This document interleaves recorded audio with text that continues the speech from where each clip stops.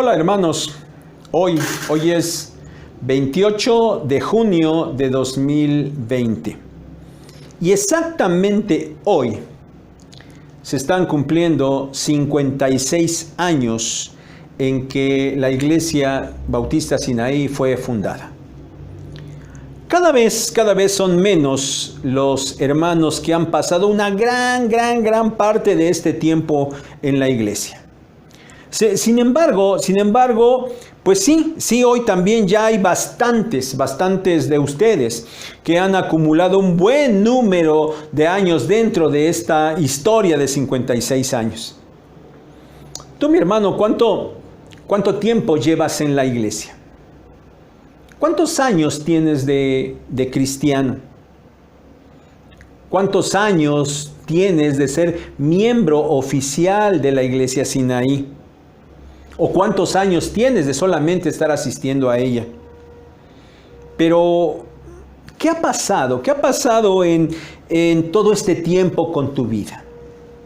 ¿Qué ha pasado en relación a tu vida relacionada con Dios? ¿Qué ha pasado en todo este tiempo en tu relación con la iglesia? Hoy, gracias a Dios, estamos celebrando un aniversario más. Pero, como muchas cosas durante estos meses, la estamos viviendo de una manera que quizás no habíamos imaginado. Pero, como mencioné en una predicación anterior, el templo no hace a la iglesia. Así es que la iglesia Sinaí sigue existiendo. Aunque ciertamente esta forma de existir en estos meses no es la óptima. Esta no es la forma que la Biblia nos enseña. Porque es necesario que estemos juntos. Bueno, esperamos, y yo espero que todos esperemos lo mismo, que pronto, muy pronto, podamos volver a estar juntos. ¿Saben? En cierto sentido, podríamos decir que la iglesia tuvo que tomar por ahí un tiempo de espera, pero que regresará. Y lo que yo quiero tratar el día de hoy, en el que sea como sea, estamos celebrando un aniversario más por la gracia de nuestro Dios, es cómo vamos a regresar. ¿Cómo vamos a regresar? Miren, esto es así para todos en este tiempo. Se han provocado distintas reacciones. ¿Saben? Para mí también. Y uno de los pensamientos que más llena mi mente es si acaso nosotros como iglesia hemos estado actuando antes de la separación de manera correcta. Y en todo caso, ¿qué tanto debemos corregir? No puedo evitar que a mi mente vengan las palabras del Señor Jesús a las 7 iglesias del Apocalipsis. A cada una de ellas les habla de diferentes cosas, pero invariablemente a las 7 les dice estas palabras: yo conozco tus obras. Y cuando veo esto y pienso en nosotros como iglesia, digo, ¿qué nos diría el Señor Jesús a nosotros como Sinaí? Por eso, mis hermanos, yo deseo empezar a transmitirles este sentir. Más allá de que pudiéramos que fuéramos capaces de hacer una muy adecuada y muy objetiva evaluación de cómo lo hemos hecho en el pasado, no podemos regresar igual. ¿Qué tenemos que hacer? ¿Qué tenemos que cambiar? Hermanos, sinceramente, en este momento no lo sé exactamente. Pero es evidente que hay que hacer algo. Y por eso necesitamos orar y orar mucho y pedirle al Señor que nos llene de sabiduría para poder entender lo que nosotros debemos cambiar. Miren, por lo pronto, el día de hoy, en que celebramos nuestro aniversario, consideremos ser retados como iglesia. Y empecemos a visualizar el cómo debemos regresar. Consideremos cuatro cosas que nos servirán como base para ese regreso con el propósito de ir hacia adelante como iglesia. 4 cosas que podemos extraer de 1 Corintios capítulo 15, versículo 58. Este versículo dice: así que, hermanos míos amados, estad firmes y constantes, creciendo en la obra del Señor siempre, sabiendo que vuestro trabajo en el Señor no es en vano. En este versículo vamos a meditar y a extraer 4 cosas importantes. Y la primera de ellas, el primer punto, convicción. Convicción. Nuestro versículo en estudio empieza diciendo: así que, hermanos míos amados. Así que. Como ya sabemos, esta es una expresión que conecta lo que se va a decir con lo que se acaba de decir. Esta expresión nos conduce invariablemente a pensar que lo que el autor va a decir debe ser la consecuencia de lo que él acaba de decir. Ahora, ¿qué es lo que Pablo acaba de decir a los corintios? Pues les acaba de decir mucho. Este capítulo 15 es un capítulo muy largo, son 58 versículos. Y lo que Pablo, cuando llega a este versículo 58, les va a decir, tiene que ver con lo que les ha dicho durante 57 versículos anteriores. Miren, de manera muy resumida, Pablo les había dicho esto. Los corintios han recibido y perseveran en el evangelio que les ha sido predicado, el cual se centra en la verdad de que Cristo murió por sus pecados, fue sepultado y resucitó al tercer día. Y la resurrección es el tema central de todo este capítulo. Este acontecimiento de la resurrección del Señor está plenamente confirmado, escribe Pablo, por un gran grupo de testigos presenciales. Hay muchos hermanos que vieron con sus propios ojos al Señor Jesucristo resucitado. Son testigos de primera mano. Y los corintios no dudan de eso. Los corintios creen en la resurrección del Señor, pero algunos dudan de su propia resurrección futura. Y esto Pablo lo utiliza para argumentar que si ellos dudan de su resurrección, pues entonces es porque no hay resurrección. Y si no hay resurrección, entonces el Señor Jesucristo tampoco resucitó. Y entonces la fe de ellos es una fe vana. Pero dado que Cristo efectivamente resucitó, este hecho se convierte en la sólida base de la fe, no solo de los corintios, sino de todo creyente. Y ahora, debido a esto, los creyentes también serán resucitados. Sus cuerpos mortales serán transformados en cuerpos inmortales. No importa que algunos ya hayan muerto o algunos sigan muriendo físicamente. Un día resucitarán transformados. Así que la muerte ha sido vencida. Ya no tiene poder sobre los creyentes. Esto es lo que Pablo les ha dicho hasta aquí a los corintios en este capítulo.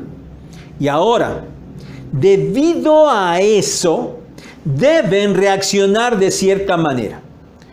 Pablo, en un solo versículo, les va a decir lo que deben hacer mientras permanezcan en esta tierra, mientras ellos estén en esos cuerpos mortales. Pero deben hacerlo porque deben tener la convicción de su fe perfectamente clara. Convicción. Convicción es la plena seguridad acerca de una verdad. Y hermanos, esto es lo que deseo transmitirles en primer lugar. Debemos tener una convicción clara de nuestra fe. Y esto implica saber y entender claramente en qué consiste esa fe que tenemos. Hermanos, no sean como lo son el 82% de los mexicanos, y como lo eran algunos de ustedes, católicos por cultura. Es decir, los mexicanos, el 82% de los mexicanos dicen ser católicos, pero dicen que son católicos porque siguen una religión, porque siguen esa religión y esa enseñanza que les ha sido transmitida por sus padres. Por eso son católicos, solo por cultura, por costumbre, por imitación, por tradición o algo similar. Y eso es lo que la mayoría de nuestros compatriotas tienen. Pero una convicción clara, firme, real de su fe, de ninguna manera. Pero nosotros, hermanos, nosotros sabemos. El Señor Jesucristo resucitó, venció a la muerte, Él está vivo y en Él nosotros depositamos nuestra fe. Y con esto no hay fe que se pueda comparar a la nuestra. Nosotros, aunque moriremos físicamente, ya no estamos bajo el poder del pecado ni de la muerte. Por eso, al igual que nuestro Señor, y debido a Él, un día nosotros también seremos resucitados y venceremos la muerte. Y hermanos, ante esta convicción de fe, ¿qué puede significar todo lo terrenal? Por eso, es de suma importancia que para que Sinaí actúe de manera correcta, debe tener una convicción muy clara de su fe. Hermanos, no podemos regresar igual, sin entender exactamente por qué somos cristianos. Es necesario que nosotros conozcamos bien el contenido doctrinal y teológico de nuestra fe. Esto es importante. Necesitamos entender cuál es el contenido esencial de nuestra fe. Y si esto no está claro, hay que esforzarse en aprenderlo. Regresemos, hermanos, con una plena convicción de lo que significa nuestra fe. Segundo punto, punto número 2, la segunda cosa con la que debemos regresar. Persistencia, persistencia. Sigue diciendo el versículo 58, estad firmes y constantes, estad firmes y constantes. Miren, el comentario de los expertos en el idioma griego nos dice que esta expresión, estad firmes y constantes, debido a la forma gramatical en que está escrita, nos dice, persistan en llegar a ser firmes y constantes. Firme significa literalmente estar arraigado y por tanto bien establecido, firmemente situado. Constante conlleva la misma idea, pero con más intensidad, con más fuerza. Indica la condición de ser inamovible. Está uno tan firme, está uno tan bien arraigado y establecido que es inamovible. Ahora, para lograr esto, hay que esforzarse. Por eso hay que persistir en ello. Y persistir, hermanos, en el lenguaje bíblico implica permanecer o perseverar. ¿En qué? ¿En qué es en lo que se debe persistir? Pues en lo que vimos en primer lugar, en la convicción de nuestra fe. Hermanos, ¿por qué esto es tan importante? ¿Saben? Porque a través de estos 56 años, muchísimos han llegado a Sinaí y han declarado tener fe en el Señor, aunque ahora sabemos que esta no era una fe real. Y no lo era porque al cabo de cierto tiempo se han ido. No persistieron. ¿Por qué? Bueno, quizás pudiéramos enumerar varias razones, pero sin duda que una de ellas es que no entendieron claramente en qué consistía la fe que ellos decían tener y nosotros creíamos que efectivamente tenían. Pero no era real. Solo les gustaba quizás lo externo. Quizás les agradaban las formas en las que la iglesia funcionaba. Pero no había una verdadera convicción de fe. Y por eso nunca tuvieron algo real en lo cual pudieran persistir. Pero hermanos, no nos olvidemos, tenemos una fe. Y dijimos allá en el punto número 1 que debemos tener una convicción muy clara de esa fe. Pero ahora hay que persistir, hay que mantenernos en ella sin movernos ni un poquito. Hay que persistir, tenemos que ser inamovibles. Hermanos, no digamos solamente que somos cristianos como los otros por costumbre, o meramente por tradición, o algunos inclusive por seguir la fe de sus padres. Digamos que somos cristianos, porque tenemos una convicción muy clara y personal de nuestra fe, y entonces persistamos en ella. Es necesario, hermanos, pase lo que pase, estar bien agarrados, ser inamovibles, que nuestra fe no sea movida hacia ningún lado, que no sea movida por ninguna filosofía, por ningún pensamiento o doctrina humanos, por muy atractivo que esto parezca, e inclusive por muy espiritual que esto parezca. Y es que, hermanos, el mundo está cambiando, sigue cambiando y sigue cambiando muy fuertemente. Muchos de sus pensamientos, nos queda muy claro a todos, están abiertamente en contra de Dios y su palabra. Y con ese tipo de pensamientos y filosofías y movimientos, pues realmente no tenemos mucho problema o ningún problema.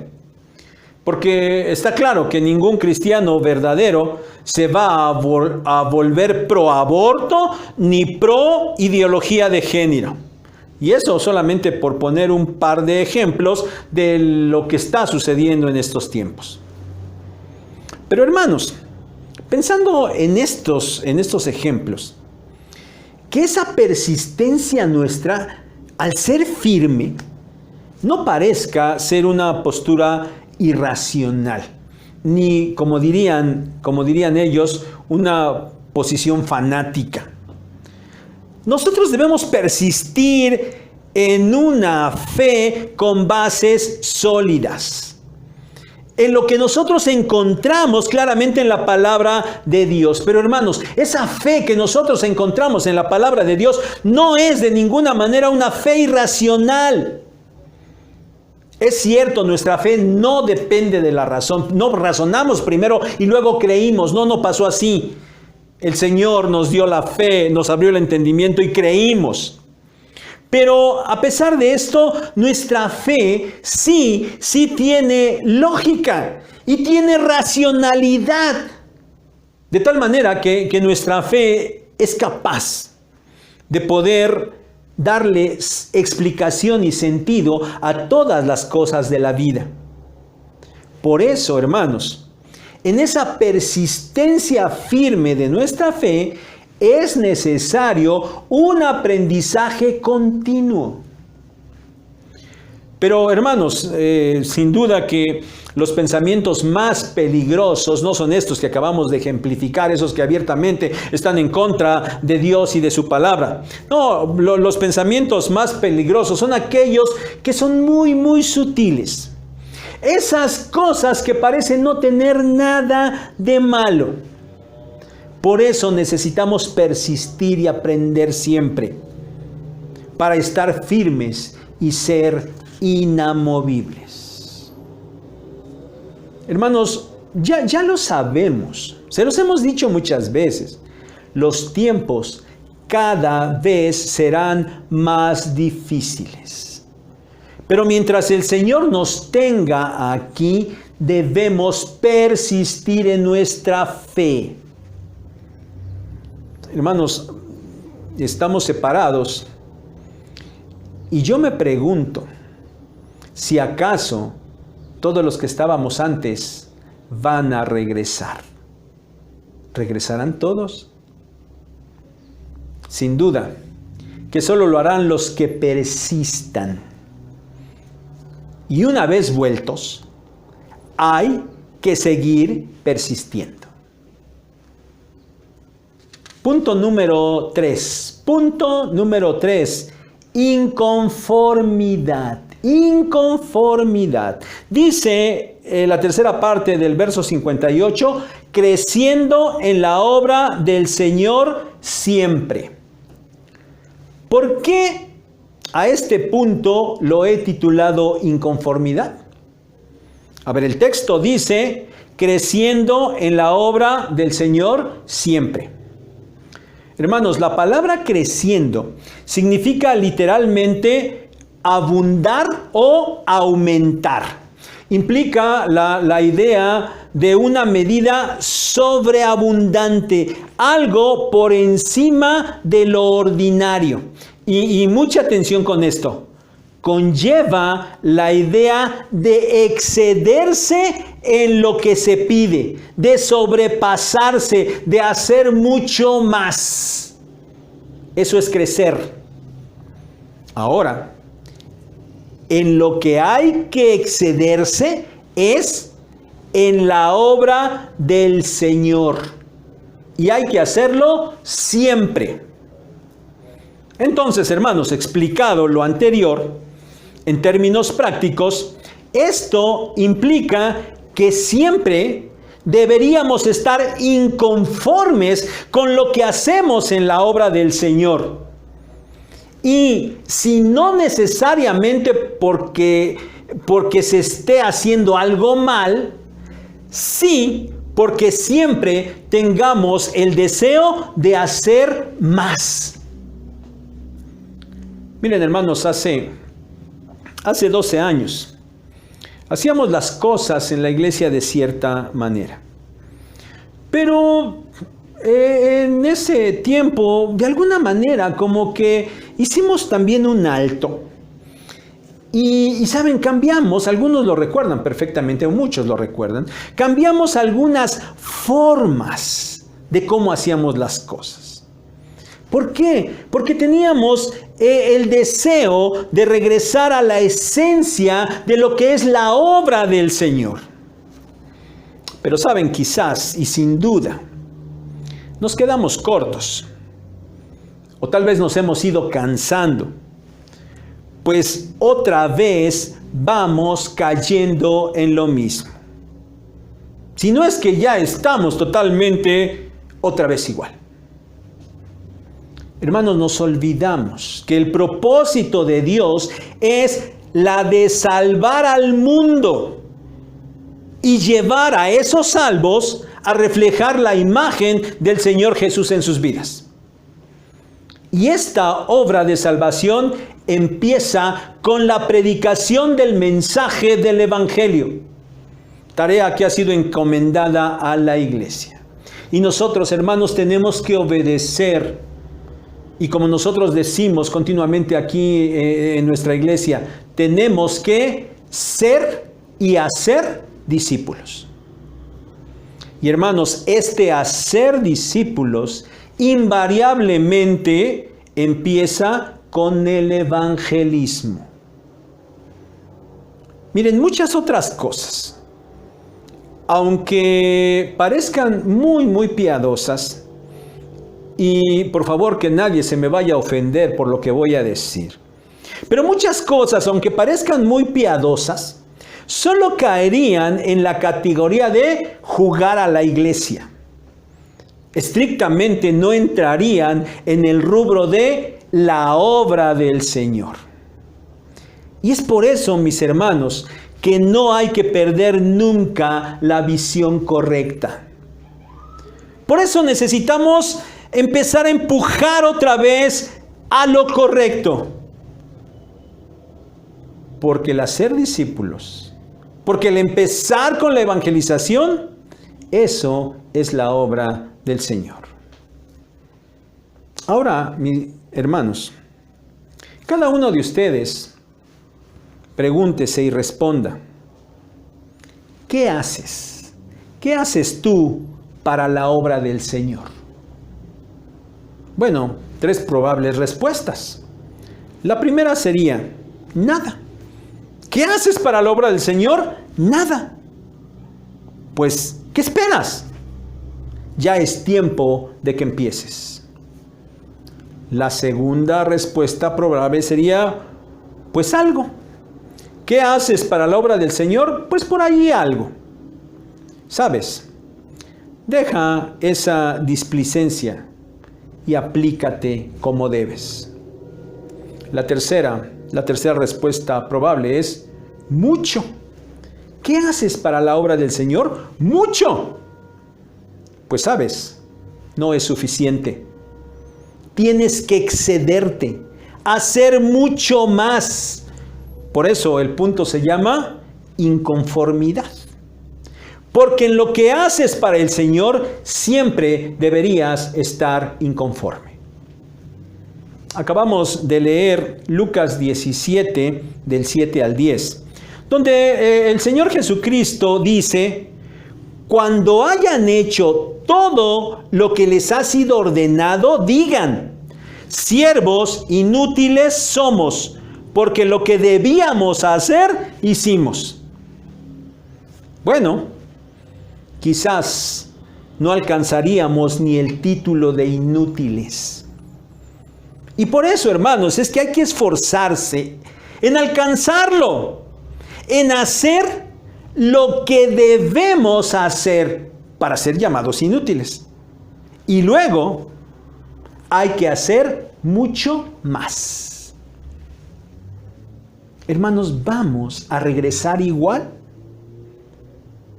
No. Deberíamos regresar con una total inconformidad. Si ni siquiera hacíamos lo que deberíamos hacer, entonces nuestra inconformidad debería ser enorme.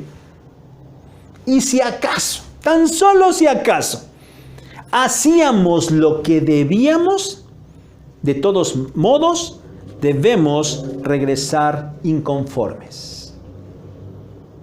Hermano, regresa olvidando lo que hayas hecho. Sea poco, mucho o nada. Pero regresa con la inconformidad de que sea lo que hayas hecho, no es suficiente. Debes hacer cada vez más. Cuarto punto, cuarta cosa con la que debemos regresar. Trascendencia. Trascendencia. Termina este versículo 58 diciendo: sabiendo que vuestro trabajo en el Señor no es en vano. ¿Por qué hay que esforzarse en hacer cada vez más en la obra del Señor? Porque ese trabajo no es en vano. Pablo escribe ahí diciendo sabiendo. Y esto, hermano, solo significa que es algo de lo que se está plenamente seguro. No es algo que se siente o por ahí se espera a ver si acaso. No, es algo de lo que se está plenamente seguro. Hermanos, nosotros debemos estar seguros que el trabajo en el Señor no es en vano. Miren, la palabra vano significa simplemente vacío, vacío. Lo cual nos debe llevar a la conclusión de que entonces, si el trabajo en el Señor no es en vano, entonces todo trabajo que no es en el Señor es vano, es vacío.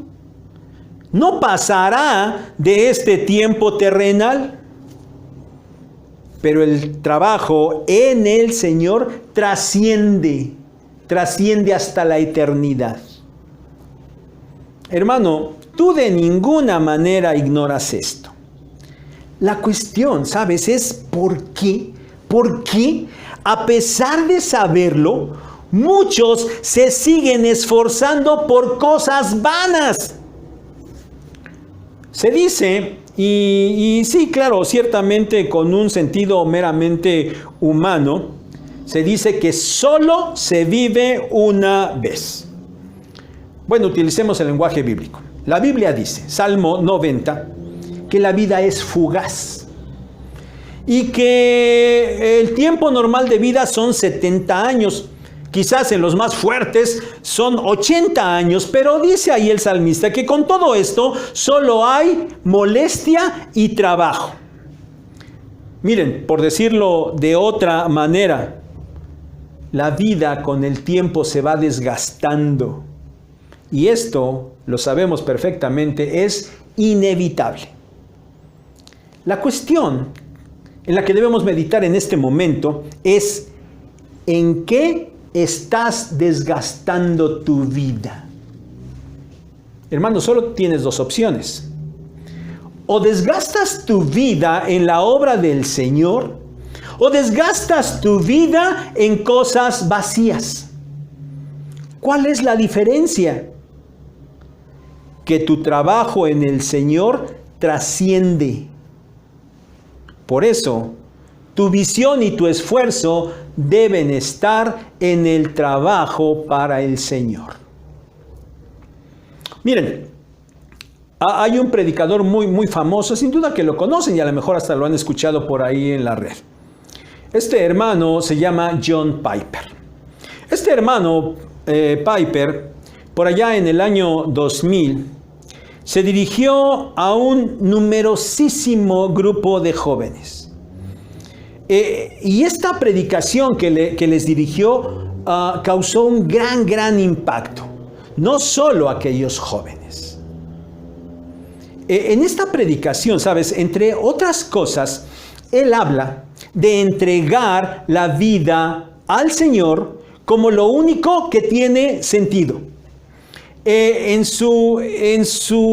el desarrollo de su predicación, él llega a mencionar a dos hermanas misioneras. Él dice que hacía poco que les habían dado la noticia que ellas habían muerto, habían partido a la presencia del Señor allá donde estaban sirviendo como misioneras. Él habla de ellas diciendo que toda una vida la dedicaron al servicio del Señor en las misiones, lejos de su familia. Una de ellas, inclusive, no se casó nunca, permaneció soltera toda su vida. Y entonces dice, a ver, dos mujeres, una de ellas soltera toda su vida, dedicando el tiempo a las misiones, lejos de su casa, y terminan por allá muriendo, lejos de su país, lejos de su familia. Y entonces él pregunta si esto es trágico, si acaso ellas habían desperdiciado su vida. En contraste, él habla de un anuncio, de un pequeño artículo que aparece en la revista Reader Digest. Bueno, no sé si lo estoy pronunciando bien, perdónenme si no lo estoy haciendo, pero creo que sí saben a qué revista me refiero. Bueno, él menciona esta revista y él menciona un artículo donde se habla de dos personas, a las que solo identifica por nombre, Bob y Penny. Se entiende que son esposos. Y en esta publicación se resalta el hecho de que ellos se jubilaron antes de tiempo. Dice, cuando Bob tenía 59 años y Penny tenía 51. Cuando se escribe este pequeño artículo, estas dos personas, este matrimonio, ya llevaban 5 años de estar jubilados. Y dice que en ese momento ellos vivían en Punta Gorda, Florida. Me imagino que debe ser un lugar fabuloso. Y se la pasaban navegando en su barco de 9 metros de largo, jugando softball y recogiendo conchas en la playa. La promoción de la revista consistía en tratar de llevar a todos los lectores a que se esforzaran por esto, a que siguieran ese ejemplo. El hermano Piper cuestiona, si acaso esforzarse fuertemente y trabajar duramente para invertir adecuadamente y jubilarse a una edad temprana, para terminar la vida dedicándose a recoger conchas en la playa, era algo que valiera la pena. Claro que él concluye que no, que eso sí era una verdadera tragedia. Hermanos, esto es real. Los hombres ponen su mirada en cosas vanas, en cosas vacías. Parece que todos tienen en la mente que hay que prepararse adecuadamente a través de los estudios para luego tener un buen trabajo, un trabajo estable. Poder formar una familia estable. Y cuidarse en su salud para tener una salud estable. Y luego retirarse a buena edad. ¿Para qué? ¿Para recoger conchas en la playa? Bueno, no sé. Y al final de todo, tener una muerte tranquila con mucha vejez. Parece que los hombres anhelan esto. Pero tú, mi hermano, ¿tú tienes en la mente algo como esto? Mira, si te esfuerzas, sí es muy probable que lo logres. Y si lo logras, la pregunta sería, ¿y luego? Tú lo sabes perfectamente. Nada de esto trasciende. Hermano, no desgastes tu vida en cosas vacías. Lo único que no carece de sentido en la eternidad es el trabajo que hagas para el Señor. Eso es lo único que trasciende. Que desgastes tu vida en el trabajo del Señor, mira, no significa que necesariamente te tengas que ir de misionero o ser pastor. Aunque si lo hicieras, créeme que estaría muy bien. Pero lo que esto significa es que en lo que tú te dediques, tienes que hacer la obra del Señor que ya explicamos. Pongamos un ejemplo como siempre muy burdo y a lo mejor quizás un poco exagerado, pero a ver, si tú quieres ser actor, para ser famoso, ganar mucho dinero y un día hacer una gran película en Hollywood y ganarte un Oscar, y lo logras, habrás logrado cosas vanas.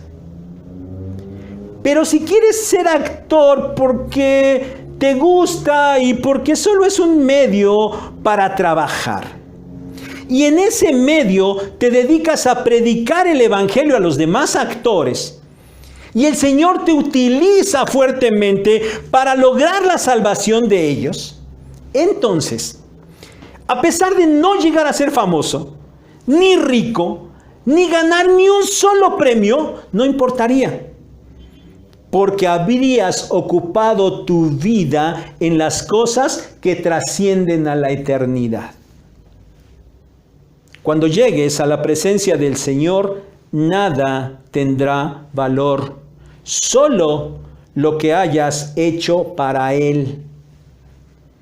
El mismo hermano John Piper menciona que allá en su oficina tiene un cuadro con esta leyenda: solo una vida hasta que pronto pase. Solo lo que se hace por Cristo perdura. Hermano, regresa para dedicar tu vida al servicio del Señor, pues solo eso es trascendente. Hermanos, no sé qué va a pasar en el futuro. No sé qué hay en sus mentes en este momento, qué están vislumbrando para cuando regreses. Pero, sabes, debo confesarte algo.